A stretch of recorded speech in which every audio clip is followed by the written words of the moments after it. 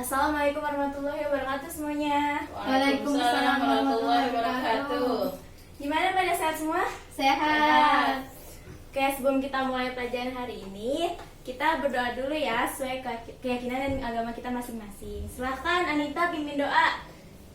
Berdoa mulai.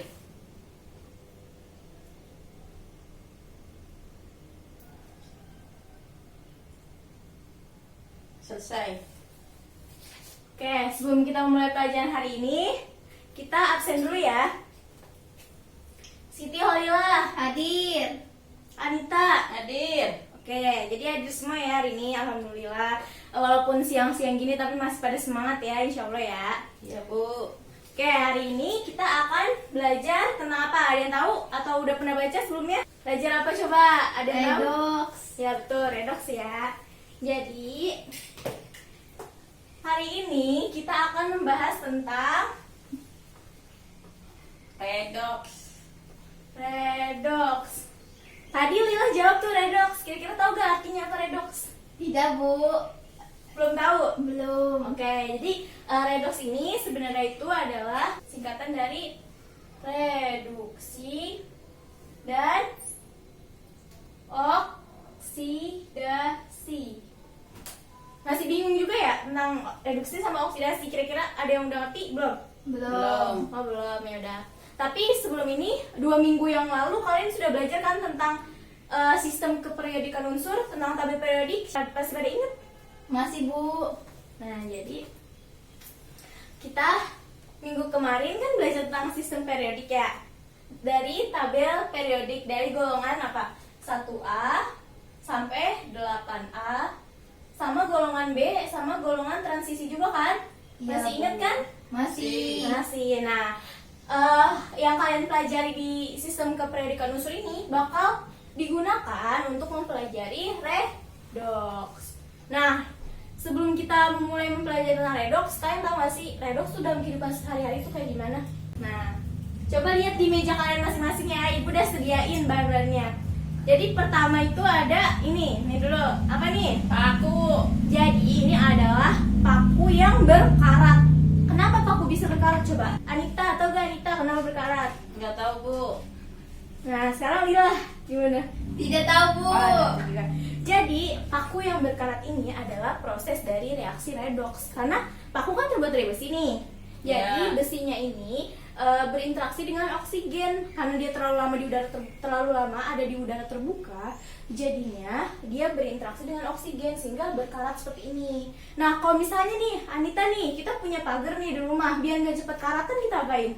Dicat Bu. Ya betul sekali. Nah itu adalah contoh dari pencegahan dari perkaratan ini. Jadi kita bisa mencegah nih perkaratan dengan cara dicat. Oke, bagus tuh anak-anak. Nah selanjutnya, ini ada buah apa? Ayo ada yang tahu? Apel. Ya betul, buah apel.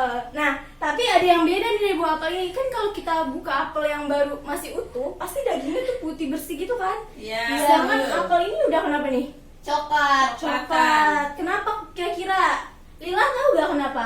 Tahu. Kenapa? Gara-gara dia udah dipotong. Ya bisa. Nah, tapi ibu betul kan ya? Jadi ini apel ini mengalami proses oksidasi. Artinya ini daging apel yang udah kebuka nih, yang udah terkupas dari kulitnya, dia berinteraksi dengan oksigen. Jadi dia warnanya menjadi kecoklatan. Makanya kalau kita makan buah apel, ada baiknya harus segera dimakan sampai Habis. supaya gizinya juga tidak berkurang gitu. Nah selanjutnya satu lagi apa di depan kalian? Batu baterai. Baterai. Nah ya, ini adalah batu baterai. Sering kita pakai kan buat kehidupan kita sehari-hari, buat baterai remote, baterai jam. Nah kenapa sih baterai ini bisa menghantarkan arus listrik? Karena adanya reaksi reduksi dan oksidasi. Nah itu tadi tuh ya.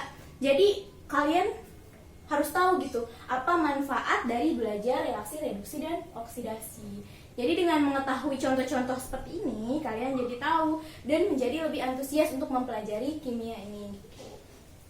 Oke, kita lanjut ya. Iya Bu. Nah, kalian bisa langsung lihat PowerPoint-nya ya di sini.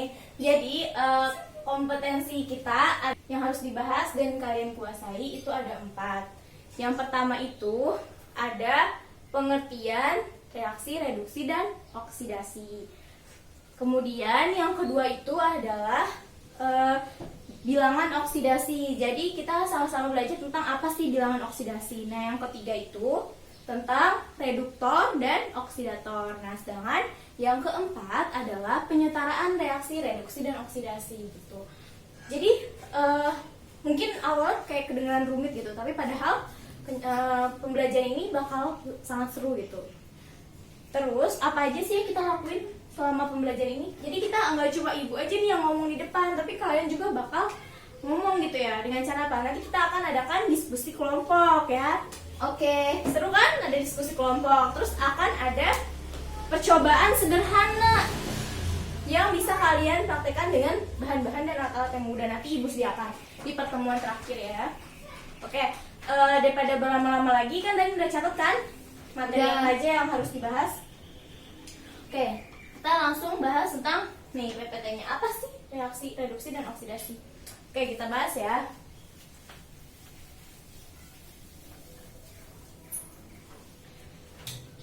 Jadi, pengertian reaksi reduksi dan oksidasi itu dari tahun ke tahun selalu mengalami perkembangan. Nah, awalnya coba kalian lihat deh dasar katanya. Reduksi dan oksidasi. Kira-kira kata oksidasi ini mirip sama salah satu unsur di tabel periodik gak sih? Iya. Apa? Gen. Oksigen, betul. Nah, ini mirip sama oksigen. Jadi awal mulanya seseorang mengartikan reaksi reduksi dan oksidasi itu berpatokan terhadap oksigen. Jadi kita bagi dulu ya jadi 4. Jadi ada 4 sudut pandang untuk pengertian reaksi reduksi dan oksidasi. Pertama, kita bahas dulu ya dari yang oksigen. Nah, jadi dari oksigen ini kita bisa mengartikan bahwa reaksi reduksi merupakan reaksi pelepasan oksigen. Pelepasan oksigen dari suatu zat. Nah, kebalikannya kalau oksidasi itu adalah pengikatan oksigen. Tuh. Nanti ibu bakal bahas contohnya di selanjutnya ya. Jadi kita bahas selanjutnya dulu. Nah, lanjutnya oksigen dan pengertian keduanya ditinjau dari hidrogen atau H kan. Nah, biar kalian mudah menghafal ya. Jadi kita gampang aja. Hidrogen itu adalah kebalikannya dari oksigen. Jadi kebalikannya. Jadi kalau di sini oksigen itu reduksi itu pelepasan, kalau hidrogen itu reduksi itu pengikatan. Jadi pengikatan hidrogen. Nah, sedangkan kalau oksidasi kebalikannya, berarti apa? Pelepasan hidrogen. Jadi biar kalian gampang hafalin itu kayak kebalikan gitu. Oke, Bu. Ya kan? Gampang kan? Gampang. Nah, selanjutnya ada yang ketiga itu elektron. Nah, coba kalian ingat-ingat lagi ketika kita membahas tentang konfigurasi elektron ya kan? Kita udah menyinggung nih tentang elektron, tapi belum disinggung secara dalam. Nah, di sini kita bakal menyinggung elektron dari sudut pandang reduksi dan oksidasi. Jadi, kalau namanya reduksi itu sama kayak hidrogen nih, dia mengikat elektron. Sedangkan kalau misalnya oksidasi dia itu melepas elektron. Nah, sampai sini ada yang mau ditanyain nggak? Gak ada, Bu. Oh ya, kita lanjut ya. Iya, Bu. Yang keempat, yang terakhir adalah nih, mungkin ini yang paling asing nih menurut kalian. Kalau oksigen kalian udah pernah belajar, hidrogen pernah juga ya kan, elektron juga pernah ya, ini yang belum pernah nih, yaitu bilox. Apa singkatan bilox kira-kira? Anita tau gak bilox singkatan apa? Enggak, Bu. Kalau Siti Olila? Enggak, Bu. Kamu nggak tahu juga ya? Yaudah, Ibu kasih tau ya. Jadi bilox adalah singkatan dari bilangan oksidasi. Nah, nanti kita akan bahas lebih lanjut lagi ya tentang bilox ini. Tapi kali ini kita bahas pengertiannya dulu kan.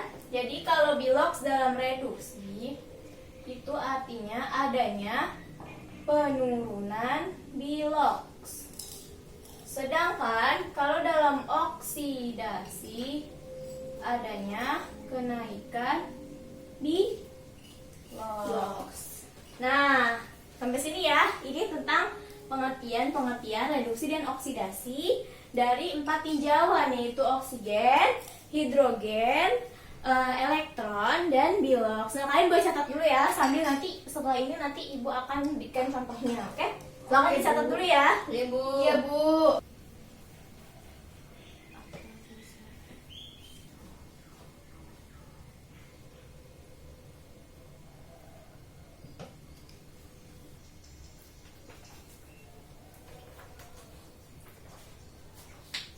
Anak-anak sudah selesai mencatatnya? Sudah, Bu.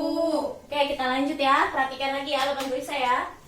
Jadi di sini Ibu akan dicontoh dari pengertian-pengertian tadi. Nah, tadi kan ada yang pengertian dari sudut pandang oksigen, ya nggak?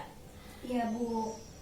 Jadi dari ini adalah Ibu contohnya ada reaksi perkaratan besi yang tadi kita lihat tuh di paku. Jadi ada besi berinteraksi dengan oksigen menghasilkan besi 2 oksida. Nah, ini kita lihat. Nanti Ibu akan ajarkan lagi tentang bilox, tapi ini kita lihat dulu ya, kita pahamin dulu dari sini. Jadi Fe ini biloxnya 0, Fe2 biloxnya +3. Jadi dari 0 ke +3 kan dia mengalami kenaikan ya enggak? Dia mengalami kenaikan, maka disebut oksidasi. Nah, yang paling kita perhatiin di sini adalah oksigennya. Di sini oksigennya dari biloxnya 0 menjadi -2. Berarti oksigen ini mengalami apa? Penurunan. Penurunan artinya dia mengalami reduksi. Jadi oksigennya di sini mengalami reduksi pada proses perkaratan besi. Nah, selanjutnya dari sudut pandang hidrogen nih, kita perhatikan di sini hidrogennya. Ini dari biloxnya 0 menjadi biloxnya +2. Artinya naik apa turun? Naik. Ada kenaikan kan? Kalau kenaikan maka dia disebutnya oksidasi. Gitu. Jadi disebutnya oksidasi. Nah, selanjutnya ada elektron. Dimana tadi kan pengertian elektron, coba dibuka lagi catatannya. Tadi pengertian elektron itu kan kalau reduksi dia mengikat elektron, ya kan? Di sini natrium, logam natrium bermuatan positif 1 mengikat elektron, ya kan? Nah, di sini oksidasinya yaitu melepas elektron, ya enggak? Berarti kebalikan dari reduksi gitu ya. Iya, Bu. Nah, selanjutnya nih, bilox. Kira pada penasaran gak nih? Penasaran, Bu. Nah, kalian yang paling penting ya dia ada di reaksi reduksi dan oksidasi. Nah, karena hari ini jamnya sudah habis, jadi hari ini Ibu cukupkan di sini. Nanti kalian di rumah baca-baca lagi tentang bilangan oksidasi ya, supaya besok lebih paham lagi gitu. Iya, Bu. Oke, silahkan Anita menutup dengan doa. Sebelum kita selesai belajar, kita mau baca doa dengan keyakinan masing-masing. Berdoa mulai.